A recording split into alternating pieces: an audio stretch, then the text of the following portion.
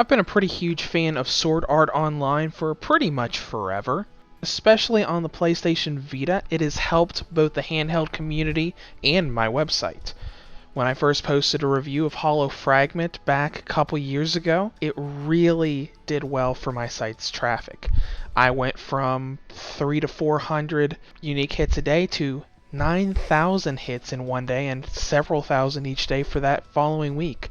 Lost Song pretty much had the same effect. So when the new Sword Art Online game came out a week or two ago, I was ecstatic about diving into it, not only as a Sword Art Online fan, but also in reference to my site. But I'm not going to rant to you any further.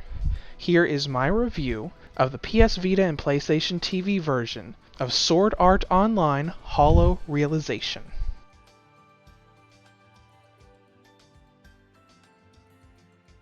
The story of Hollow Realization takes place after the events of Hollow Fragment and Lost Song.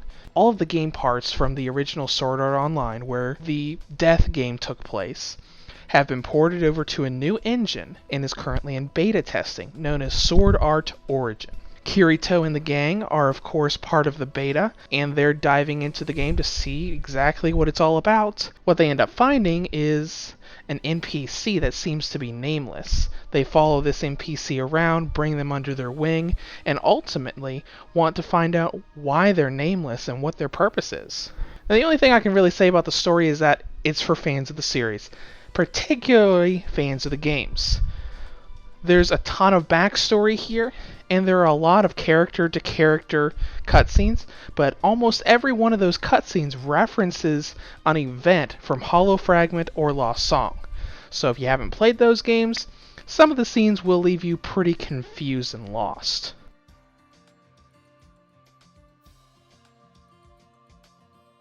Hollow Realization is pretty much Hollow Fragment 2.0. It is an mostly offline MMORPG, has action, real-time battles, quests to go do, a lot of exploration, but all in all, if you played Hollow Fragment, picture that with some upgraded systems. When you first start the game, you're able to customize Kirito, which has a few more options here, including gender and gender-based voice packs, so you aren't running around as a girl with Kirito's base voice speaking in every battle. But past that, let's talk about what's different here.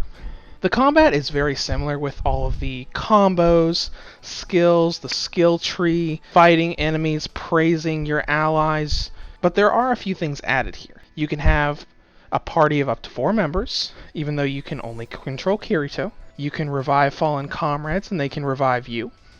Combat is slightly faster paced, not by much, but a little bit.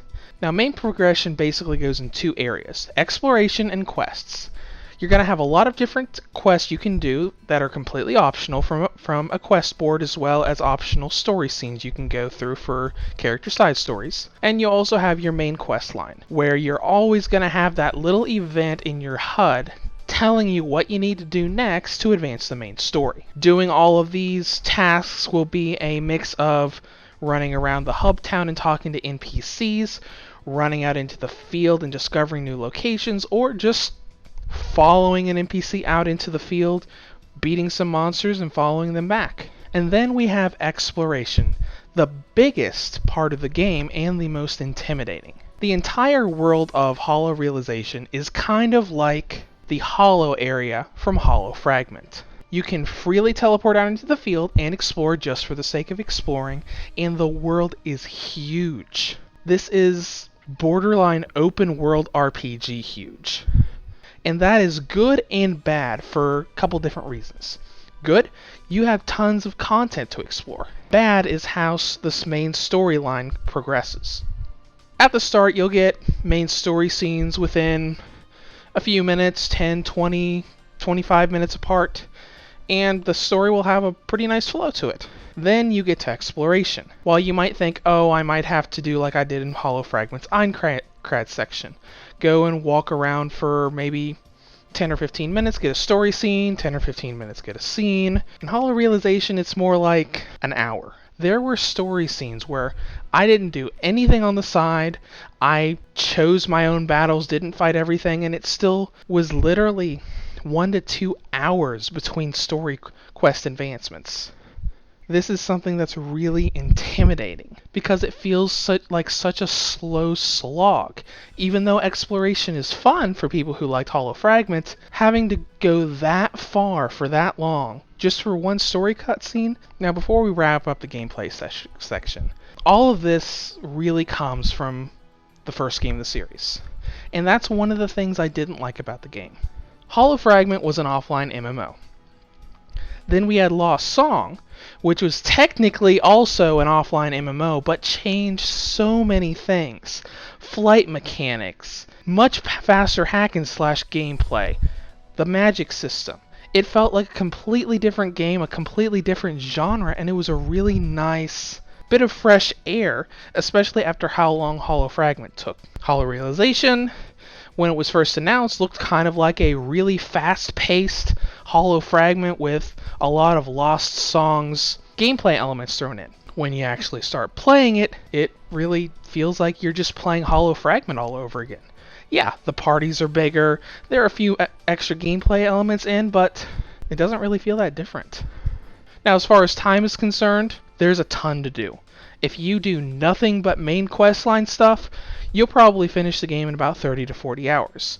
If you do all of your side stuff, like Hollow Fragment, there's dozens and dozens and dozens of hours of extra content, and it wouldn't surprise me if doing absolutely everything took hundreds of hours away.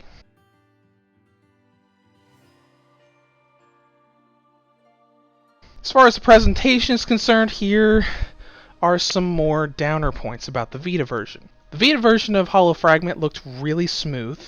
It was, yes, an upscaled PSP game technically, but everything was smooth. There were barely any jagged edges anywhere. Hollow Realization, there are jagged edges everywhere. And even some of the screenshots I've taken of the models close up look really blurry on the character models.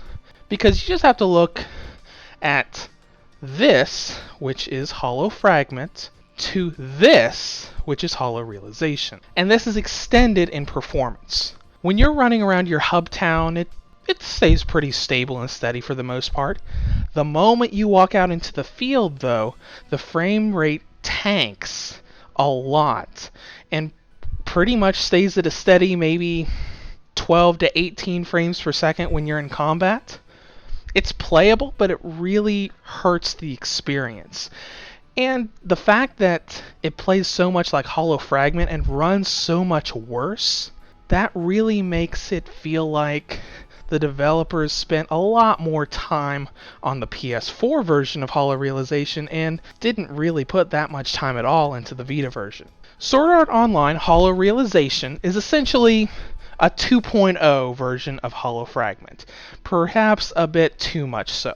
Granted, the exploration and the amount of content is absolutely breathtaking, but that doesn't make up for the slow pacing and all of the presentation mishaps that really feel kind of like negligence towards the handheld version of the game. Reviews to Go rates Sword Art Online Hollow Realization a 6 out of 10. If you'd like to comment on this further, feel free to below in the comment section or head to the site at www.reviewstogo.com.